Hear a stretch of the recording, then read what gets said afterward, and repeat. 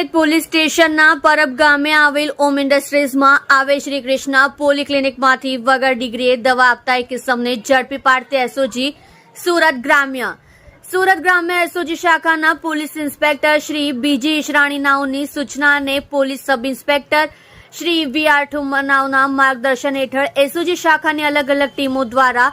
ચોક્કસ દિશામાં વર્કઆઉટ કરતા આજરોજ એસઓજી શાખાના જગદીશભાઈ કામરાજભાઈ તથા પરશુરામ દિલીપભાઈ નાઓને મળેલ સંયુક્ત બાતમી હકીકત આધારે મોજે પરબ ગામ ઓમ ઇન્ડસ્ટ્રીઝ વિભાગ 10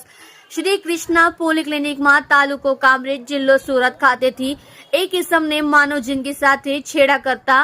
અને મેડિકલ સાધન સામગ્રી સાથે આરોપી શશાંક કિશોર મંડલ ઉંમર વર્ષ 22 રહેઠાણ હાલ C31 સાક્ષત માર્કેટ સાઈબા મિલની સામે જોલવા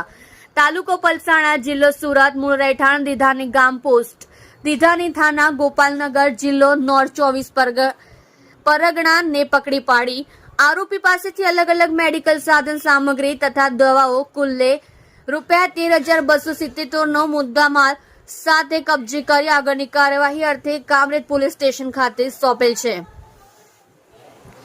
જેમાં આ ગુનાની હકીકત એવી છે કે ઉપરોક્ત કામે પકડાયેલ આરોપીનાનો આ કામના વોન્ટેડ આરોપી રતન ગોવિંદાસ સરકારના અને ત્યાં કમ્પાઉન્ડર તરીકે નોકરી કરતો હોય દરમિયાન ડોક્ટર હાજર ન હોય ત્યારે પોતે આવનાર દર્દીઓને એલોપેથિક દવાઓ આપી માનવ જિંદગી સાથે ચેડા કરતો હોય તેમજ આજ રોજ રતન ગોવિંદાસ સરકાર હાજર ન હોય અને ડોક્ટરનું કોઈ વેલિડ સર્ટિફિકેટ મળી આવેલ ન હોય જેથી રતન સરકાર અને નાને વોન્ટેડ જાહેર કરવામાં આવેલ છે।